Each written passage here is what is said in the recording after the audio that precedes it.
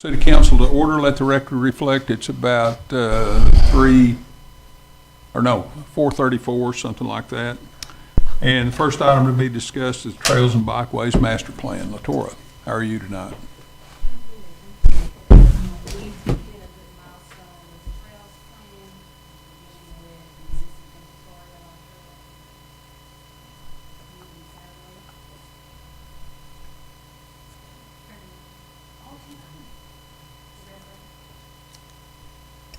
Here we go. Okay. So we began the Trails project in August, and we've done existing inventory of our trails, a community survey, and also they begin a feasibility study. So they're trying to see where are the best places to place some proposed trails. So today they want to do a midpoint presentation to give you all an update and discuss some of the opportunities with potential trails in Greenville. So I'll let Half Associates. Trails and bikeways? Trails and bikeways, Yeah, yes. okay. Good afternoon, Mayor and Council. I'm going to give the presentation. I'm Kelsey McNeese with HAF. We're working with LaTora for this plan, and I'm joined by Darren, my colleague, that we've been working on this project since August. So is the presentation? Okay, great. Yeah. The microphone? Oh, yes, great. All right. So I'm going to review our project schedule, where we're at, our progress we've made, an overview of what's been conducted so far. We're in our wrapping up our second phase, so we're pretty much halfway through the project. We have some draft guiding principles we want to review. Go over at a high level the needs assessments that have been conducted during our second phase. And then some opportunities and constraints for trail and bikeway implementation options. And then we have drafted a typology toolbox of different types of trails and bikeway facilities that we would recommend and how we would recommend moving forward and applying them in different corridors, and then talk through what's the remaining steps for this master plan. I'm going to be double clicking here, so sorry for the delay. So I just want to go around the background of this plan. So the purpose, the City of Greenville received funding from TxDOT through the Transportation Alternatives Set-Aside Program in 2023. So through this funding, we're able to conduct this master plan. And the purpose of this plan is to build off some of the momentum from already ongoing citywide planning for trails and bikeways, particularly through the 2022 comp plan. So we're building off of that. And through that plan and in this plan, we're looking to improve multimodal access and safety. We're wanting to reflect the desires and interests and needs of residents and stakeholders, particularly around biking and walking. And then we want to be able to prioritize implementation of this plan over time, give you an actionable plan to use, something that's not just sitting on the shelf. The goals and the outcomes of this plan is to identify recommendations for trail and bikeways, where to place them throughout the city, create a realistic action plan for implementation and informing capital investments in trail and bikeways moving forward, and then to provide guidance about policies as well as standards for designing trails and bikeways, and then also for the maintenance of these facilities so that we're seeing them through their life cycle. All right, so I mentioned that Greenville was awarded money through TxDOT TA application back in 2023, half assisted with this application process. And through this funding, we applied under the non-infrastructure category. So really that's for planning documents, particularly for communities looking to plan for non-motorized transportation networks. And in this application, we worked with staff to identify what are the main concerns that we're wanting to plan for and address through a master plan, and that is mostly improving safety and in connectivity for both pedestrians and bicyclists that are trying to move through the city, through those networks. So through the funding, we're developing this master plan. So really looking to move beyond what was done in the 2022 comp plan in order to have an actionable plan that looks at a new network that's building off the momentum from the comp plan.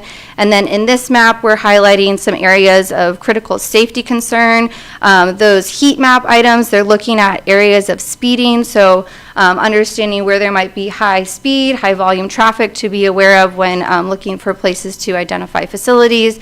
And then you'll see there's these orange circles that represent intersections where there have been crashes. So where can there be improvements for crossings for pedestrians and bicyclists, particularly at intersections. So for this master plan, this is going through a 4-phased process. We have completed the first phase, which was our discovery phase. We worked a lot with staff to gather data. We came out for a community tour of the existing system and areas where there's potential for future facilities to be implemented. And we also took a lot of time in this phase to talk to stakeholders, as well as hold our first virtual public open house, which was open for about 2 months at the end of 2025 to get some feedback about the interest and needs and demands of residents when it comes to walking and biking in Greenville today and in the future. In our second phase, this was a lot of our needs assessment, so we were working a lot in the background to do a lot of varieties of assessments and evaluations of the existing system, looking at different data to understand different pieces that create a greater picture of what's the impediments to walking and biking in Greenville today. And we're also in the middle of, we presented this to our PAC, our Plan Advisory Committee, a couple weeks ago. So based on some feedback that we're waiting on and some conversations we've had with staff, we're in progress of creating our opportunities and constraints map. We have a larger version of the draft on this easel, and we'll see one in the slides later on. And then, of course, we're having this meeting today with you all, and we met with our Plan Advisory Committee as well. So moving forward in our next phase, we'll be looking at draft recommendations, starting to map the draft network of trail and bikeways. And then in our final phase, we'll be looking at an implementation plan. So we talked about this being an actionable plan. So looking at what are the checklists of things that can be done over time to implement trails and bikeways and think about their maintenance and other safety concerns and their design. So looking at a calendar view, we began this process in August of 2025, and we're a little over halfway through, wrapping up the second phase with this meeting here tonight, moving on into our third phase to look at our proposed network of trails and bikeways, and then we're anticipating a late summer timeline for adoption. So I mentioned that there is some trail planning that has gone on previously before this master plan kicked off, and largely as part of the 2022 comp plan. So we're really using the high level planning that was done in the comp plan as the foundation for our planning and building on that momentum moving forward. So a lot of those facilities that were proposed, they're proposed along roadsides, as well as utilizing off-street corridors like floodways, as well as rail corridors as opportunities to leverage when looking at locations for future facilities. So we're looking at more in depth at that as this master plan process moves forward. In that plan, safety and access was a major concern, really about the connectivity and the barriers to that, largely from the major highway systems, roadways, and safety at intersections was a big thing. So I mentioned that as part of the TA application, and that was also identified in the comp plan. As part of the input, trails were highlighted as a really important amenity to residents. So this is another piece that's really proving this plan to be an important asset for the city to continue to plan for these types of amenities. And then in the Parks, Trails, and Open Space chapter of the comp plan, two key themes that came out of that were for planning for a new system of trails for the city, as well as creating a citywide bikeway network. So in combination, those themes are really going to be accomplished through this master planning process. So looking at the network today, we're really seeing that trails that exist on the ground are internal to parks, so they're not really providing connectivity. They're really supporting more of a recreational aspect internal to park systems, connecting internally to the destinations that you find within a single park, but they're not creating connections from residents to those park systems today. So our plan is looking at how can we get residents from where they live to not only parks, but also other community destinations or places of employment. So really looking at the mobility factor on top of the recreational component of trails and bikeways. So many of the trails that were planned in the 22 comp plan, they did look at connecting those key destinations and residential areas, and they also looked at what are some safe routes that could be looked into for crossing major barriers and increasing accessibility by foot and bike. And then we also know that there's a lot of long-distance cyclists within Greenville, and they utilize the existing roadways today. So that's infrastructure that exists that could be leveraged for supporting those recreational interests of long-distance bicyclists that are part of the community. And then a lot of the planned routes, they also, I mentioned earlier, they're leveraging assets of the city like floodways as well as rail corridors that are inactive to be used to support those types of facilities. So again, I really want to emphasize that we're building off of things that the city's already doing and already great planning that's happened, but we want to make it more concrete and actionable through this planning process. So we did go on a community tour at the onset of this plan, and some of our initial observations are things that are opportunities, things that are really inspiring for this plan, and then also things that we're recognizing as concerns that have been brought to our attention not only by our observations, but through talking to staff and also hearing from stakeholders and the public. So one thing that we notice is there are opportunities to utilize existing assets such as inactive rail corridors. There's a lot of instances in the region where rail corridors or even active rail corridors, there's trails that are adjacent to rails or within these inactive corridors. So that's an opportunity for the city to look into. We already see investment in new trail facilities. We see this in community park spaces. They're built, this is a great trail with a wonderful bridge facility. So there's already that investment happening. We see that also in new community destinations, investing in park spaces with new playgrounds. So the opportunity for these trails to be connected to these new destinations is something that we want to leverage as part of this plan. We also see that there's opportunities to improve safety with better lighting, with signage, things like that for existing facilities. It makes people feel more comfortable and entices people to take more trips by foot or bike. So looking at improving those safety options on trails in the future. We also looked at a lot of parks. I know that going on the tour, very proud to show off the park spaces and the trails within them. And the great thing about them that you'll see in this photo in the middle is they are really built to a great standard, and they include amenities that lighting that and nearby trees that really encourage people to use them and could, if they're applied into more mobility trails, they would be a great asset to get non-motorized traffic. We also mentioned that there's wide shoulders along roadways. Bicyclists use these to cycle long distance.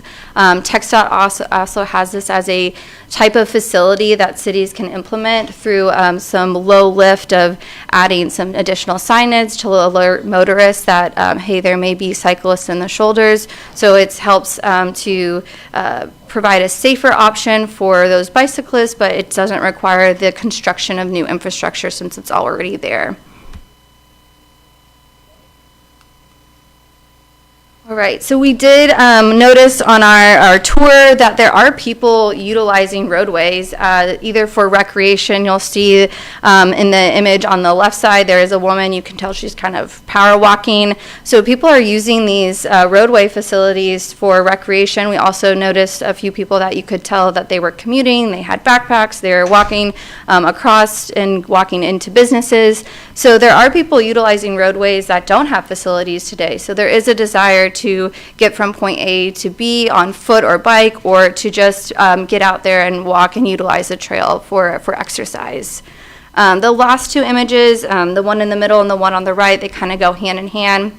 Where there are facilities, there might be showing signs of aging or not in the greatest condition, so that can be a deterrent for people to want to utilize existing infrastructure like sidewalks. And then where there are sidewalks available, especially around community destinations like schools, we did notice that there's gaps in the network. So that's another area of safety, especially around schools where kids are likely to be walking and biking to school. All right, I've touched a little bit on some of the engagement activities that we've conducted through this process. So we've held stakeholder listening sessions. We met with a variety of regional and local individuals, so people representing the county as well as the school district. And then we had people that were just active in the biking and walking communities, neighborhood groups. So we were getting a broad range of perspectives in those conversations to understand what the vision for this plan and the needs and interests of biking and walking in Greenville today and tomorrow is. We met with our plan advisory committee. We've actually met with them twice now. And so we had an initial input meeting, and they provided some feedback on what they perceive as the needs and areas to invest in. The Parks Board is serving as our plan advisory committee, so they've been a great sounding board for having insight into the city and providing that feedback and review. And then we had a virtual open house. So this was open for from October to December in 2025, and people were able to participate in a traditional type of online survey as well as interactive mapping. So we had questions, people could draw lines or circle areas of interest or drop pins and leave comments. So it was a really great way to capture the type of feedback we'd get at a in-person open house in a virtual format, and it could be open for a long period of time. And so from those conversations we had and from the open house, we did learn, unsurprisingly, that safety and lack of facilities are big things for residents. So wanting to feel safe and not feeling that today when walking and biking is really what prevents the majority of respondents from doing so more. And then they don't perceive the city today as really a great place for walking or using mobility devices. So really the pedestrian crowd isn't feeling that it's a safe place for them to be partaking in those activities. And then a lack of facilities. Those previous maps I showed, it's the planned network is expansive, but the existing network is minimal. So how can we increase that those facilities in order to increase the response to being like there is a lot of facilities and we can use them and they're supporting our needs. So we think this feedback is unsurprising, but it's affirming what we already knew, that there is a lack of safety and a lack of facilities today. So our upcoming engagement, we are completing these midpoint briefings today. We will meet for a third time with our plan advisory committee to review our draft recommendations. We'll have a second open house later this spring or early summer to review those draft recommendations. We'll have it open for probably a similar 3 to 4 week time frame to allow public to provide feedback. We'll advertise for it as well. And then we're anticipating our adoption meetings towards the end of the summer in 2026. So you're talking about that feedback in your phase 3. Is that the feedback you're talking about, that public meeting? Yes, so we'll have an additional public, virtual public meeting. I understand Yes. it's virtual. Do you think it might be, if it was a hybrid, if it's more of like a in-house meeting, a hybrid type of meeting where people could attend in person as opposed to get feedback at that time? That might be more effective? Yeah. It was like a mix of a town hall and online. Yeah, I think when Would we... you consider something like that? Yeah, we would be supportive of having an in-person option and a virtual option. We've done it in communities previously, and I think it's been beneficial for those that like to engage in person, and then those who maybe can't carve it out in their schedules to be able to participate online. Okay. I'd like to see that if you can schedule that. Sure. I think it's just more interactive. If people there, you could show them what we're doing. Thanks. Yeah, certainly. We love to be able to engage in person with the public and talk through the plan, so appreciate that. All right, so we do have some draft guiding principles that are really setting the foundation for this plan, not only the momentum from the 2022 comp plan, but also encompassing some conversations we've had with staff, the conversations we've had with stakeholders, and the findings from our public meeting. This is what really informed our guiding principles. So Our first principle is to create community connections. So I think that's pretty obvious that we want our trails and bikeways to be getting people from A to B, and also making walking and biking part of the community identity for Greenville. So really investing in those facilities and bringing awareness to it is those two ends of the connection, two sides of the coin for that. Our next one is a comprehensive distribution of network priorities. So this is making sure that this type of quality of life amenity is accessible to all residents. So distributing these facilities throughout Greenville, not just concentrating it in certain pockets. Investing thoughtfully, this is kind of threefold, is making sure that these are fiscally responsible investments, that they're environmentally feasible, and that we're looking at opportunities to forge partnerships to help with those investments. And then our final principle is to support health and sustainability. So trails, promoting them as the physical health of residents, that engaging in trails, walking and biking, it's good for your health. And then also that when we're implementing trails, we're thinking about the environmental health, that we're having context-sensitive implementation of trails.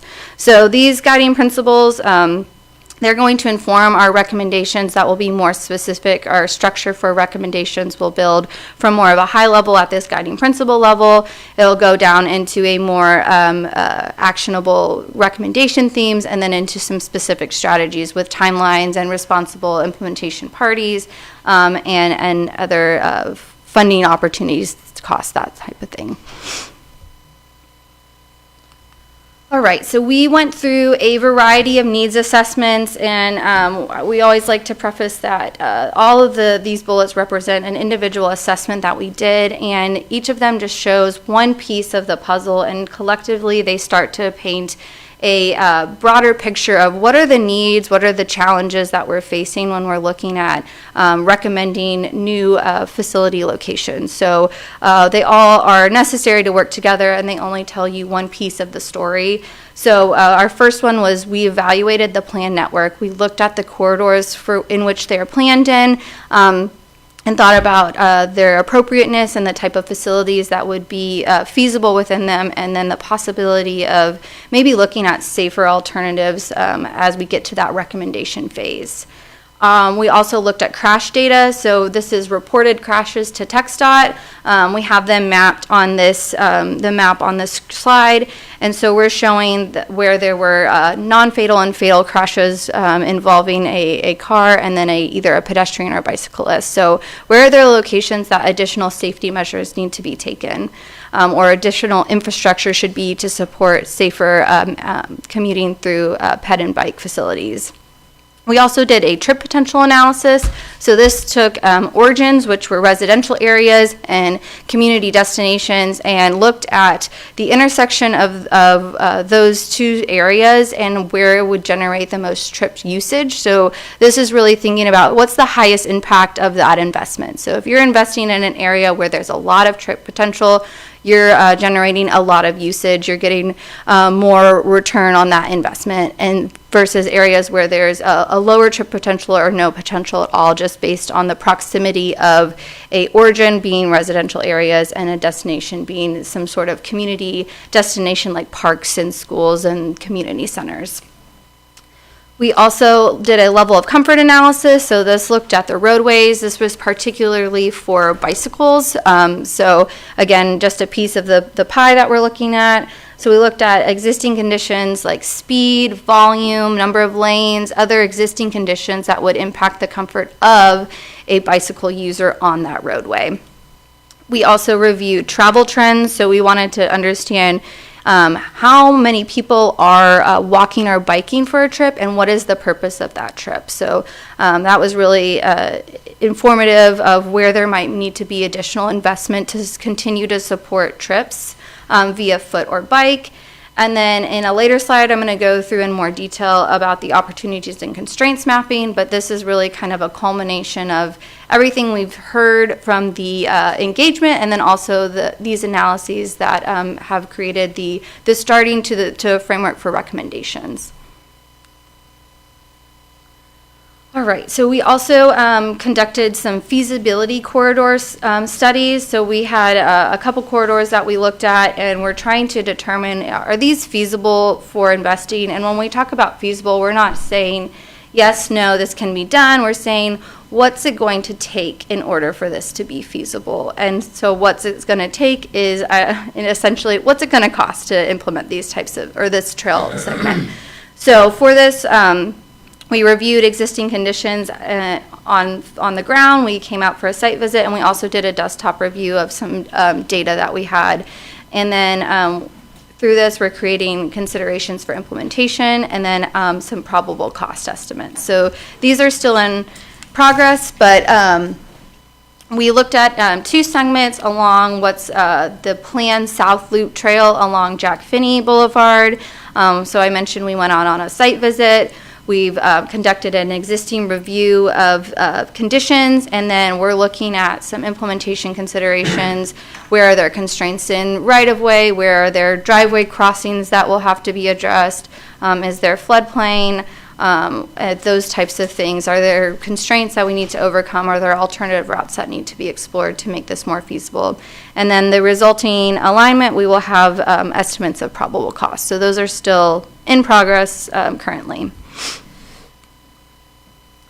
All right, so as we're moving forward into getting that foundation for our recommendations, we're really wanting to understand what are these major factors of constraint and factors of opportunity. So the factors of constraint, we're looking at what are the realities that are reducing connectivity or they're creating unsafe environments today for pedestrians and bicyclists. And then when we're looking at opportunities, we're thinking about what are assets that can be leveraged, what are local, regional, state planning initiatives that we can build upon, where is there public interest for having trails and bikeways so that people can walk and bike more. So those are the 2 categories that we're looking at for factors of constraints and opportunities.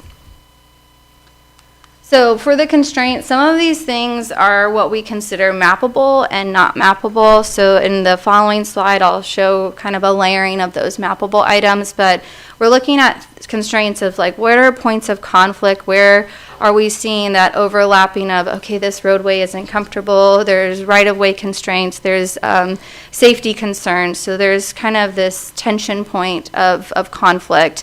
Then we're also looking at, you'll see some of these needs assessments are starting to come into the constraints of where are there level of comfort roadways, or where can that be improved upon? Where are there lack of infrastructure or safety countermeasures, particularly at intersections? Where is there varying right-of-way that might be a constraint in towards implementing the width of the trail that would be recommended? Where are there areas of the city that are built and where is undeveloped? Because how you address those areas is very different. And then what are the general attitudes of drivers when it comes to active transportation or just residents in general, and what policy and regulations might need to be modified or updated in order to align with the recommendations of this plan. So you'll see in this map, we're kind of layering some of those mappable items. This is showing the level of comfort analysis that we conducted. So high, those like green and blue roadways, those would be high comfort roadways, and then the yellow, orange, reds, those are low comfort roadways. So that is showing that the bicyclists on those roadways would be experienced either a high level of comfort or low level of comfort. And then we've also layered on some crash data. So you can see, maybe you can see, but what this is showing that on these red and orange roadways, those are not comfortable, especially in the existing conditions. And you'll see that there are alignment with some of the more and more serious types of crashes. And then within the green, where there are more comfortable roadways, you see that there are crashes, but they're really happening at intersections. So that's indicating that points of conflicts might be intersections and lack of safe infrastructure there. So that's how we're kind of using all of these factors of constraints to inform our recommendations. And then through our opportunities, we looked at a lot of different data sets. So we recategorized the planned trail system from the 2022 comp plan into 3 categories to better reflect their location. So we have floodplain corridor trails, which are obviously within the floodplain. We have rails to trail corridors, so those within along rail lines, and then roadway corridor trails. So the majority of trails from the 2022 comp plan are showing to be aligned with roadway corridors. So how you address the type of facilities that go into these different corridors, you have to address it based on those existing contexts. So that's one category that we have, or data set. We also look at the NCT COG regional VeloWeb. So this is a regional shared use trail system that NCT COG gathers data from all the communities that are within it and uses it to inform how to create regional trail connections. So this is also a great funding opportunity. So alignment with those trail segment is an opportunity for partnership for the city. So we're looking at how can we leverage that.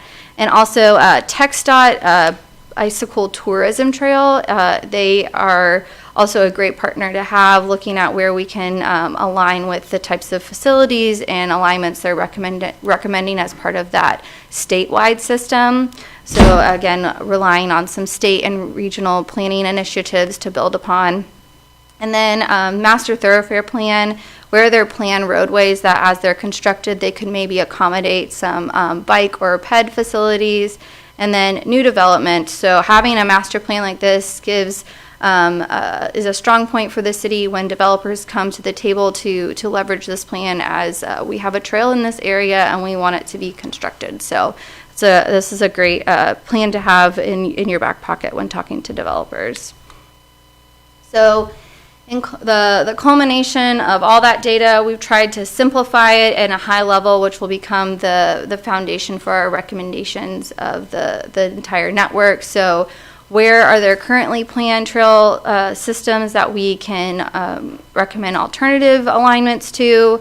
What are the non-roadway corridors that can support these really shared use facilities and don't have to deal with some of the constraints that our roadway corridors deal with? How can we, those orange arrows going to the outside of the city limits, how can we connect into regional and state networks and leverage those partnerships? What are future development projects? We've been looking at things from Wildcatter.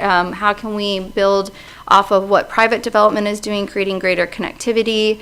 Where are there areas of growth that we know that residents will seek to connect into destinations using trails and bikeways?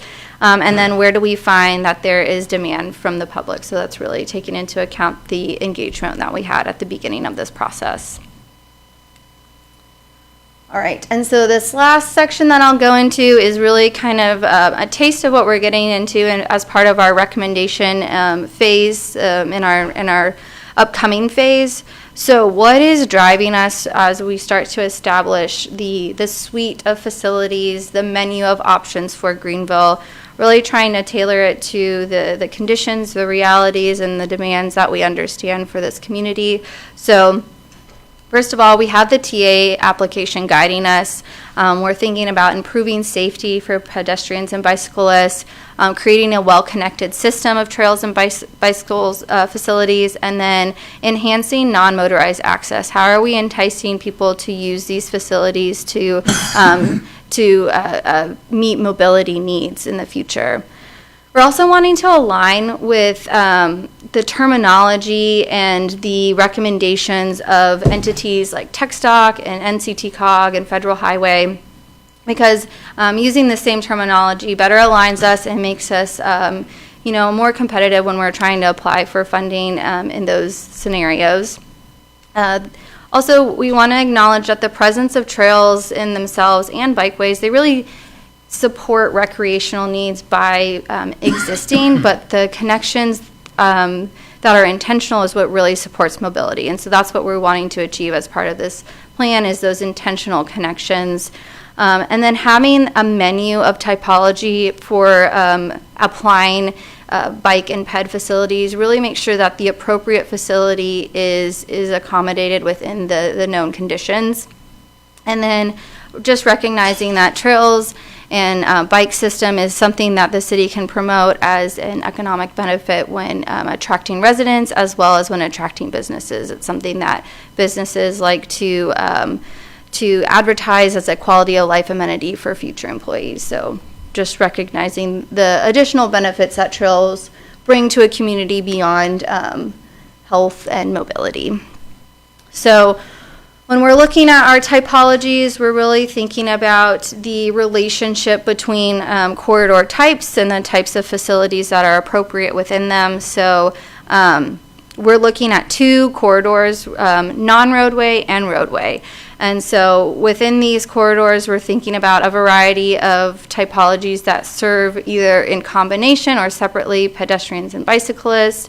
And then we're also wanting to have a methodology that can be applied as this plan evolves, as new opportunities arise. It's a methodology for applying those facilities to these 2 types of corridors that the city can do on its own outside of this master planning process. And really emphasizing the flexibility of that methodology, so it considers as new resources become available, as there's funding or right-of-way or there's interim opportunities to leverage, how do you have the flexibility to say, here's an opportunity, this is the type of facility that is appropriate because we have this methodology that we can apply. So this is our preliminary toolbox. We're looking at 3 buckets of typologies. So shared use, in the name, it's serving both pedestrians and bicyclists. We have our bicycle typologies exclusively serving the needs of bicyclists, and then our pedestrian typologies exclusively serving the needs of pedestrians. So we're really thinking about not just trails and bikeways, but how do they work separately and in combination and in different degrees to address the needs of pedestrian and bicyclists within the corridors that we identify as potential active transportation routes. And for this, our shared use paths are really the ones that are exclusive for those non-roadway corridors, and everything else is what we're looking at different applications of within roadway corridors. And so to kind of better paint a picture of all of this, I just mentioned that, you know, where can pedestrian and bicycle facilities go in those non-roadway corridors that we're thinking about? We're thinking about the shared use typology. The top picture is showing a rail or a trail adjacent to a rail line. The second one is trails within utility easements, and then the last picture is trails within floodplains or green belts or open space. So that's really your non-roadway corridors that come to mind when we're talking about trails in those locations. When we're talking about the roadway corridor, we're really thinking about the public right-of-way. That's where we're thinking about applying those facilities. So they get applied at varying degrees depending on the context. So for the off-street, we're thinking about anything that is above the curb, and on-street is anything that is below the curb. And so when it comes to pedestrian typologies, these are the off-street, above the curb facilities. We're really thinking about your traditional sidewalks or maybe even wider sidewalks if the right-of-way can accommodate that. When we're thinking about on-street, below the curb, this is really the home for bicycle typologies exclusively. We're not recommending that people are within the roadways, although we have seen, as you saw in some of our pictures, but thinking about types of bicycle facilities like bike lanes to be accommodated. And then for shared use typologies, we're thinking about side paths. So they're similar to shared use paths in that they're wide and they serve multiple users. So they're serving bicyclists and pedestrians, but they're within the right-of-way adjacent to roadways. So any questions about these typologies or preliminary toolbox?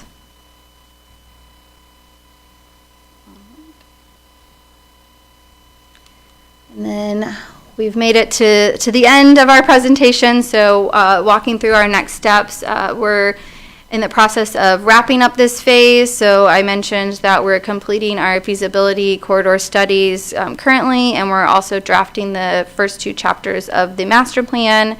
And then in our third phase, which we're about to kick off, we'll be drafting the recommended trail and bicycle network map, as well as the associated recommendations that go along with it.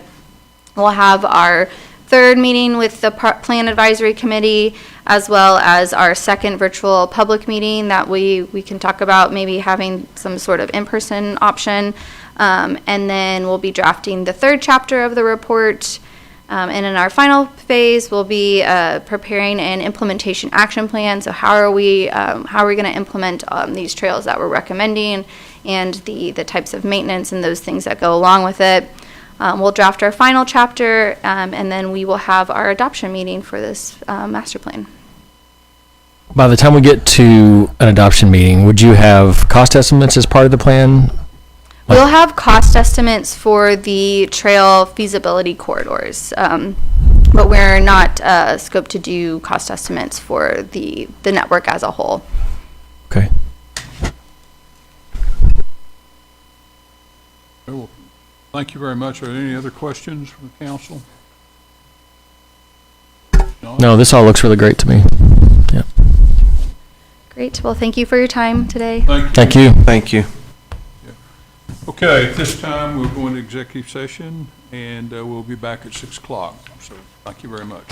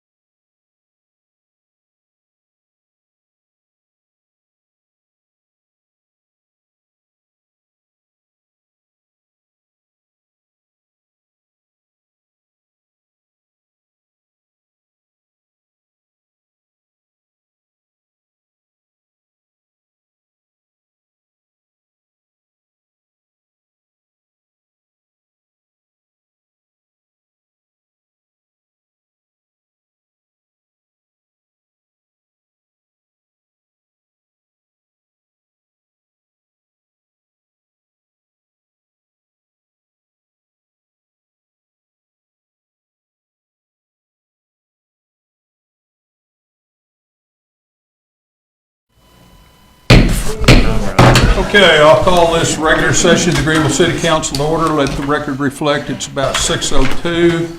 Thank you for being here tonight, and I'll ask Frank Stevenson, member of the Board of Development, to come up and offer the invocation. Please stand. Lord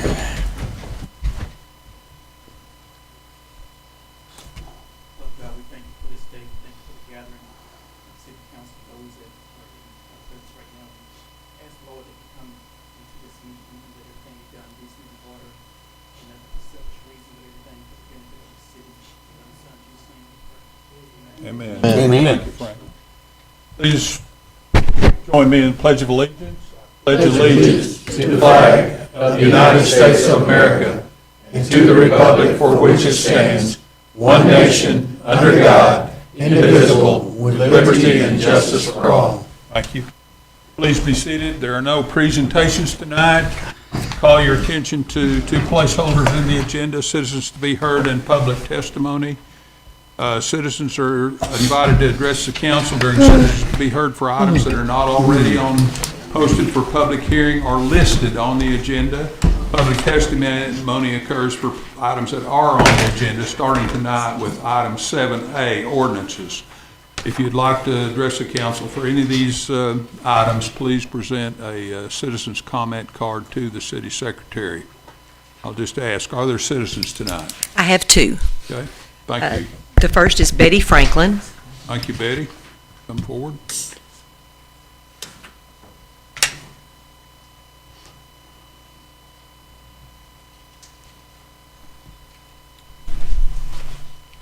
Good evening, Mayor and the council. Betty Franklin, 1811 King Street. Just want to speak on two issues. Where's my 2-minute clock? But anyway, I know y'all stop me. Austin Park is the first issue. We're glad to have the park. We love it. A lot of activities go on at the park. You can go by there any day of the week. You'll see a lot of people hanging out at the park. So we're really proud of that. Our main concern is sanitation issues. There's no one, with people, they come, they bring food, they eat. There's no running water where they can wash their hands or anything, or either relieve themselves. They go to the neighbor houses and try to relieve themselves at neighbor houses, and they also go to the stores if the stores will let them use the restrooms and stuff. So sanitation is a main problem right now at the park, and they stay there longer than an hour. We say, well, maybe you can go to the park and stay an hour and go home, but these people are there longer than an hour. We need water there that they can drink. Summer's coming. A lot of children are going to be there, so that's going to be an issue. We also like to have porta potties on the weekends, if that's possible. You say, well, homeless people is going to come and use them. Well, I was there Saturday. I bet you it was easily 60, 70 people at the park. They're there longer than an hour. A lot of the churches are doing activities there. They say, go over there, Miss Betty, and get some food. We got this over there. There's no way for us to wash our hands or anything. That's going to be an issue as summer continues. So that's one of the issues, handling the food. And my other concern is, because summer is near, children are going to be out playing. I'm concerned about the safety issue of the children. Right now, it's a high traffic area. I've asked this question before. Does anybody have contact with TxDOT? We need a sign to say, simple, slow down children that play, just something to reduce the traffic that's out there. We would need something. So if anybody has a way to make that happen, I would love to see that, because there's accidents just waiting to happen. Ms. Franklin, quick question. For the safety issue, are you talking about around Austin Park? Yeah. Around the park there? Yeah, right in the park, especially on Wesley Street. And I know Wesley is a state highway. That's why I mentioned TxDOT. So if anybody have contact with that department, I would love to see a sign, children that play, slow down, or something. Because we're going to have a lot of children out there playing this summer, and that area is growing. If you dare to go past Lee Street North, you'll see a lot of people, a lot of new houses, and a lot of people that's moving in the area. So I would just like to maintain the safety that we're having. We enjoy the park. We love the park. It's heavily used. You may say it's not. I dare you to come by and visit it. It's heavily used. So we would love to have a water fountain. We would love to have porta potties possibly on the weekends for safety issues. Thank you, Ms. Thank Franklin. you. Okay. James Evans.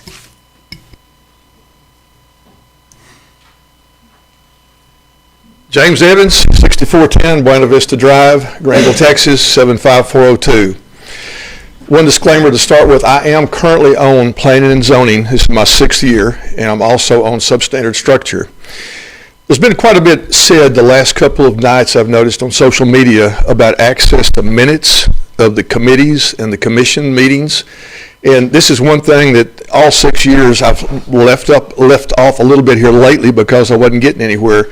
I would love to see P&Z for sure with all the, sometimes they get some pretty important topics such as the solar farm. I got a call today, this afternoon, somebody still wanting to know about the solar farm issue. What did P&Z do or say?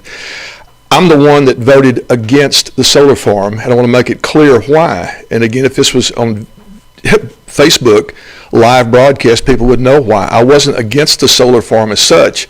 I felt like we needed more time to let the public know, for me to know what took place.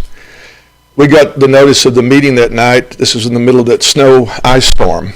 And again, we got a notice that either fire or police would come pick us up and take us to the meeting Monday night.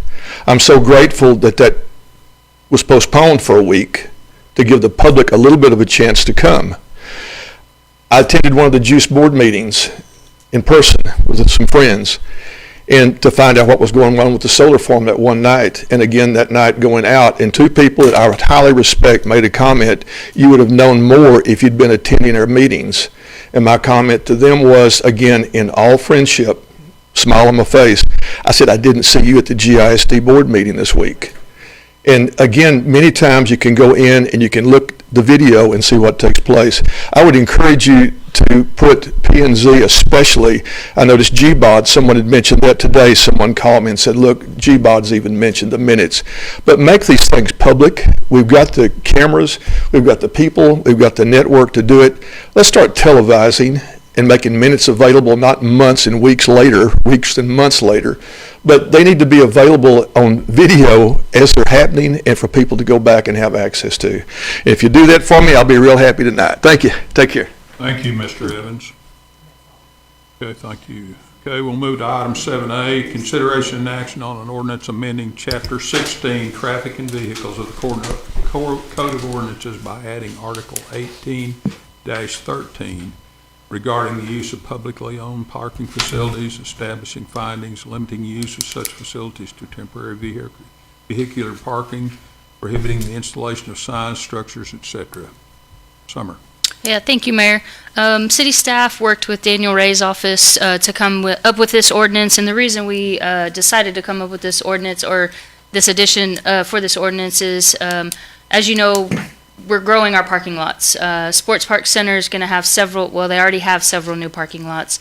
Reese Davis has several new parking lots that are expanded. So there's a lot more places for parking, obviously, because we're growing those facilities. So we just put this ordinance in to allow us to be able to regulate those parking lots with any kind of vehicles or anything that's happening. The Civic Center is a very busy place. If you guys have gone by there, LitCon was there, was over 900 people there this weekend. So just things like that, we felt like we needed to be able to regulate in the future with any city parking lots. And so that's what this will allow us to do, if anything, that obviously is we don't want, you know, we're neutral in every situation, and so we just want to stay that way, and we feel like this gives us the opportunity to do that. So Daniel did draft it, so I'm sure he'd be happy to answer any questions, or I can answer any questions. Are there any questions for the council regarding this item? There being anybody, I'll just ask, is there public testimony on any of these items tonight? Okay. Okay, if there are if no one likes to speak in favor or opposition to this ordinance, I'll just ask, what is the pleasure of the council regarding this item 7A? Move to approve. Second. Vote.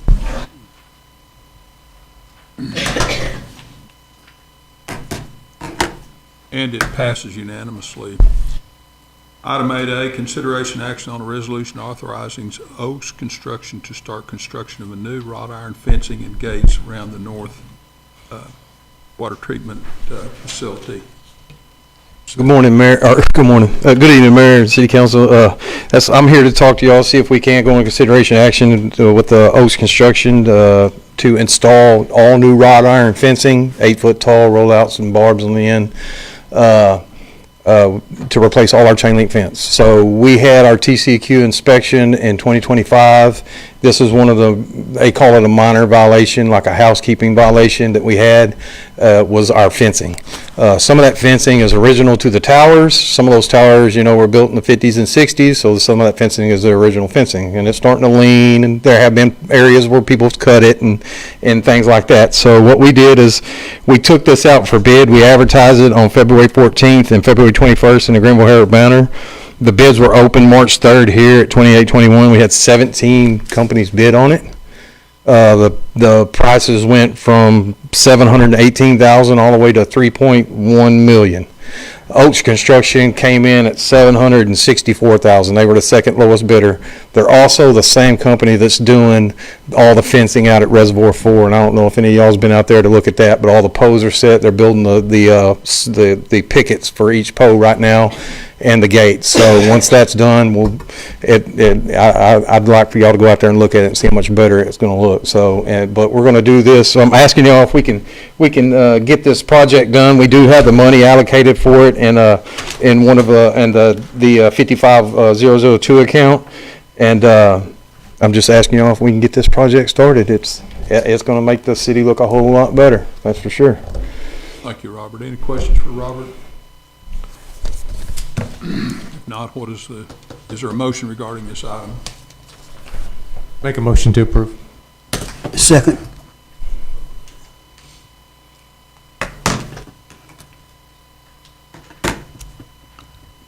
That item passes unanimously. Thank y'all. Thank you, Robert. Item 8B, consideration action on a resolution authorizing change order 18 with AP Gulf States in the amount of $167,000. Brett? Yeah, Mayor, Council. So this will be primarily dealing with hydromulch, the event lawn. We spec'd hydromulch there in the beginning. We're looking to try to have that ready for July 4th. And so we felt like going to a Bermuda, sodded Bermuda would be better long-term for establishment, and then help us get in there for the event.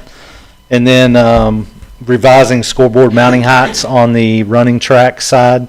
We had to kind of reframe some of that, and so we had to adjust some of those heights. So, and then we added some lighted mirror power in one of the changing rooms, and then some door controls. So, Any questions? Not, or is there a motion? Item 8B.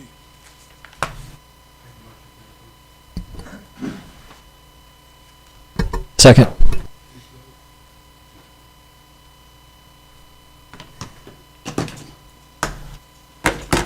Item 8B passes unanimously. Item 8C, consideration action on a resolution authorizing an agreement in the amount of $390,000 with Tangram Interiors for the purchase and installation of furniture for the newly constructed Sports Park Recreation Center. Brett? yes, Mayor. So this will be the same group that did the furniture package at Reese. And so we budgeted $360,000 for furniture at the sports park. So we added some furniture in the lounge area up front. So, and we had a $200,000 credit coming from AP on that playground site. So we recommend obviously to stick with the same manufacturer if possible. So With these items, we're still under budget. yes, sir. Congratulations. Okay, is there a, Don't jinx me. is there, what? I know. I'm checking every time, so I'm impressed. Unusual. Okay, is there a motion regarding this item AC? Make a motion to approve it. Second. Please vote. I just want to say while we're on those items that if you haven't, anybody out there that hasn't had a chance to visit the Reese Davis Center We just had the grand reopening for the Boys and Girls Club out there yesterday evening, and it's just absolutely beautiful. It's clean, pastel colors. It's really is a great addition to our city. And Brett, I know you had a lot to do with that, so thank you again. Yeah.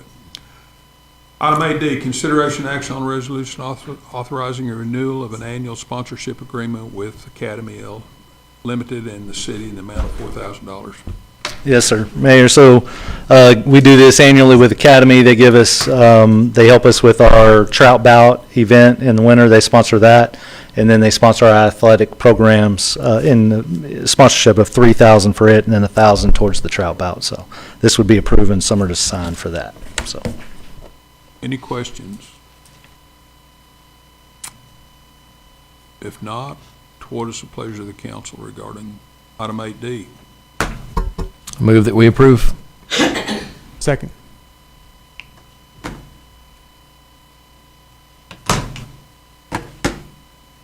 It passes, item 8D passes unanimously. Thank you, Brett. Item 8E, consideration action on a resolution authorizing a contract extension with Big City Crushed Concrete Summer. Yeah, thank you, Mayor. If you'll recall, back in 2022, council approved a contract with Big City Crushed Concrete, and that was around the time we were doing we had done a lot of the $50 million bond, so we had demoed a bunch of streets, so we really needed Big City Crushed Concrete, come in, crush that, and then we could reuse that for streets in the future. So we've built up another stash, you would call it, of that we've done over the years with the milling and all that stuff, and it's over there north of the airport. And so it's time again that we'd like to extend this contract with them. We initially did it for 2-year term, and then we had 5 additional 1-year periods. We only extended it once, so this will be our second extension. They have agreed to adhere to this original contract back in 2022, so that's a good thing for us price-wise, and this will also prepare us for any of the milling and overlaying that we're going to be doing coming up in the spring, so we really need to get this going. So they'll come in, crush everything that they need to crush, and then that location will leave like it did last time, and then but it'll extend it for 1 year. So I'll be happy to answer any questions. Are there any questions? Not, is there a motion regarding this item 8E? Move to approve. Second. Please vote.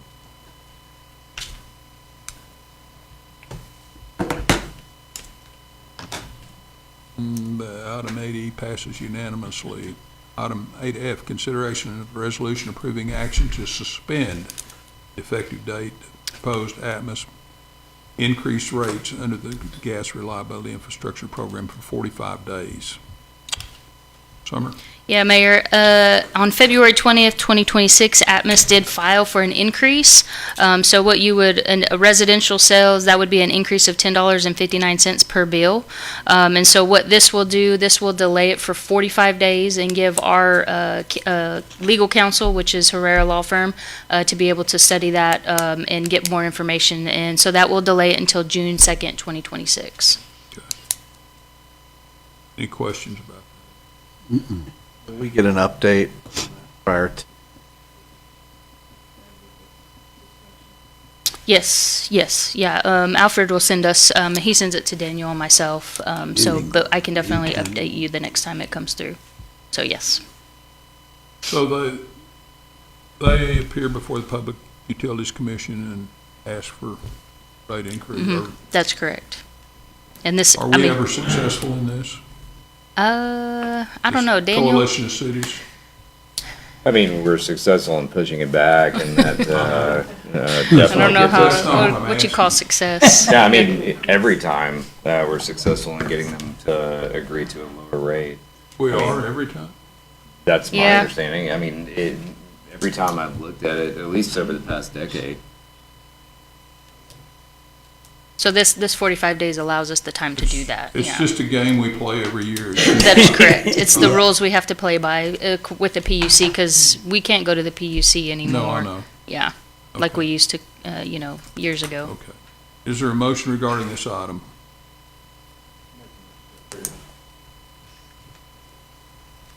Second.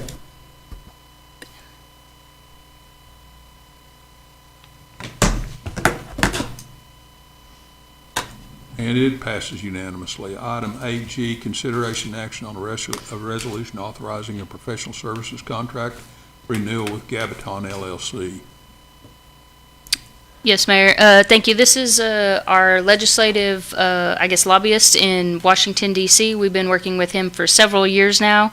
This would just be asking, so he's completed his 5th year, so this would be his 6th contract. It costs us $2,000 a month, $24,000 for the year. We've put this into the budget. As you know, he's been successful in with the Majors Road grant, EDA grant, also with the perimeter fence out at the airport. We were able to secure that funding from the federal government, and then also we're working on several different items. I know the mayor and I were on a call with him just last week to do that, so we'll be going up there in the next couple of months to secure some more funding through legislative earmarks and things like that and grants. And so we're just asking you to extend his contract for another year and then go from there. Any questions? Entertain a motion. Make a motion to approve. Second.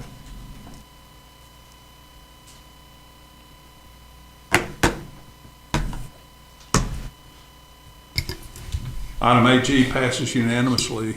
Would you like to read the consent calendar? You want me to? Pretty short. You can read it. There's a lot of M's in that second one. Okay, I'll read the consent calendar. Item 9A, city council meetings are before you for the March 10th meeting of 2026. And item 9B is consideration action on a resolution authorizing an extension of the contract with Municipal Mosquito for mosquito management services. And Steve's not here, but are there any questions regarding either of those items? If not, is there a motion regarding the consent calendar? Move that we approve. Second.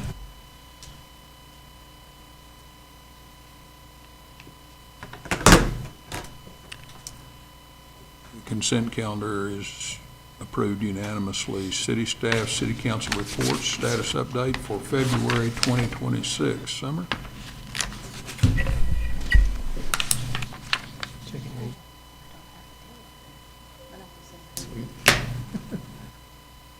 Okay, so for the month of February, there was, y'all can hear me, can you? I can't see it either. 19 contractor utility cuts. I can't see that either. Sorry, y'all. This is different. I don't have my screens up there. Yeah, so we had 19 contractor utility cuts, which were up from 1 from January. In-house pothole repairs were 54. Street sweeping miles were a little bit down at 115. I will tell you that the street sweeper was down for maintenance, but that has been fixed and it's back and up and running. So that's why you see those lower numbers. It's usually about half of what it normally goes through. Mowed areas, obviously during the month of February, there's not much to mow, so those were about 10%. Intersections cleared the same. I mean, we're still talking in the month of February. That's going to change drastically. As you know, it's been 80 degrees in the month of March. Signs replaced were at 72. Building permits issued were down to 17 from 26. And then COs issued were down from 20 to 14. Traffic citations issued were about normal, a little over 400. And then the raw water line, not much to update there. They're still working on, Robert informed me today that we'll be getting the transformers and the switches in the month of April. Once that happens, FEC will hook all that up. Then H&H, our contractor, will come in, hook up the VFDs, hook up everything, and then Tawakoni Pump Station will be running at full capacity for the first time in a long time, probably. I'd have to ask Robert, but it's the first time since I've been here for 10 years. So that's a very good thing, very positive thing, so that sets us up. I don't know if you guys have been out there before, but if you ever have time and go out there now, it's a totally different place with the investment that you guys have allowed us to put into that. So it's going to set us up for a long time for the future. They're still doing some punch list items on the raw water line with, sod and seeding. Obviously, you don't want to seed in the months of January and February, but MH is working on some other projects for us right now, so once we get to that, then we'll seed that. So we're getting close to a final payment on the raw water line. They're still working on a few of the change order items that we did. I don't know if you guys recall, we did about $3 million in change orders to do the berm, which Robert said they were able to start on that today in Reservoir 5 to be able to hook up the inlet to a different location because they had to get the water down low enough that they could build a dam. So they've built a dam, now they're working on that new inlet. So MH is working on that. You will see in the next couple of meetings, I'll be bringing some more water projects to you that were in the budget and that we're trying to go forward with. We're within the first bond offering with some upgrades to lines and things like that. So I just got an email from Sean before we came in here, so you'll be seeing a couple of those coming up with the water infrastructure. So everything's moving pretty quickly. Weather's been really great and cooperating, so I'll be happy to answer any questions that you have. Okay. Thank you. Thank you for the update. Item 11, City Council discussion of proposed agenda items. Are there any proposed agenda items you'd like to, for the future? I'd like to go back to the water meters. The same water meters I talked about the water meter boxes during the replacement of the water meters. Same water meter boxes I talked about are still sitting there on the side of the road.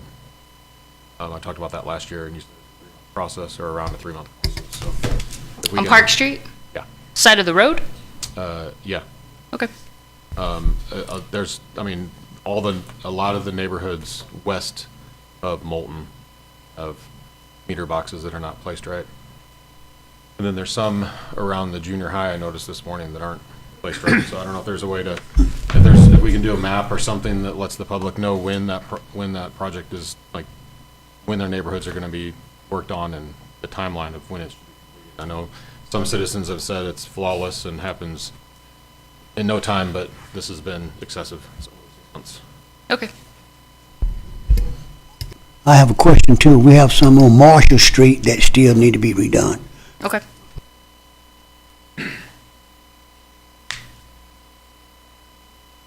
Okay, any other items? I have something slightly different topic. From time to time, we all get email. I'd like to consider having some type of SOP, standard operating procedure, for how we respond. It's difficult to know if the citizen was responded to or not if the person didn't reply all. And so I think sometimes maybe we don't want to reply necessarily if it's in somebody else's district. We don't want to step on their toes or whatever it may be. So I was just thinking, if we had a standard way that we responded, it wouldn't fall through the cracks. So there's 4 or 5 that are kind of lingering right now that we kind of have ongoing. Not sure if they've gotten responses or not.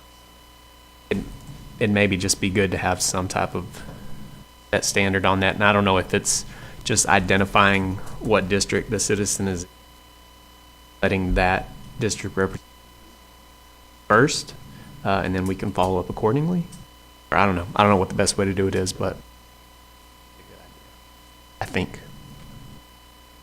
Well, if they email you guys as council, city staff won't respond because they're your citizens, obviously, so we let you guys. The tricky thing about reply all is it's hard to know sometimes if what we're talking about is a potential agenda item or not. Right. So it just sometimes it's not. Sometimes you could do a reply all, but other times. Right. I know that's the general advice, but. Right, and so. What if you copied the city secretary and she would know that there was at least a response and she could maybe keep up with those? How would that be? Or both of us, and then that way we know. Yeah, why don't you do that? We could either give you the information to address it, and we know, like, she would know what district they're in, and then I would know, we would both know what department to address it with. Protocol is reply. Should. Reply within your district and copy the city secretary and the city manager. How does that work? Sure. Sometimes I think it can be difficult to know exactly what the district is. So usually Carla is on that email as well. Okay. I wonder if maybe. And summer often is too, yeah. Or if maybe we identify first what district that representative an opportunity to respond directly. Yeah. But that way we know.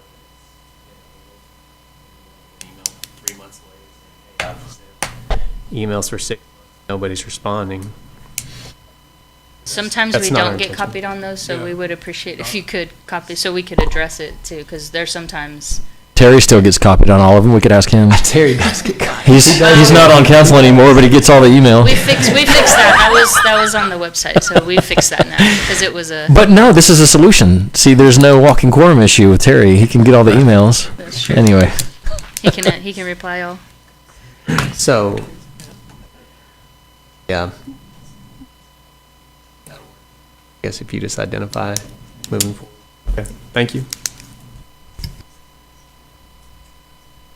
Also, in response, I'd like to just bring up, in reference to the earlier discussion on parks getting kind of temporary bathroom facility or hand washing stations, is that something we get brought in for other locations, other parks as well that may not have facilities?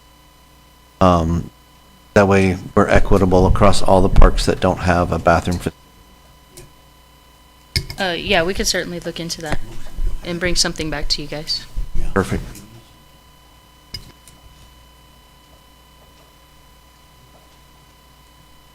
Any other items? Okay, there are no board commission minutes tonight. We've already met in executive session, so this regular session is closed. Thank you for being here tonight.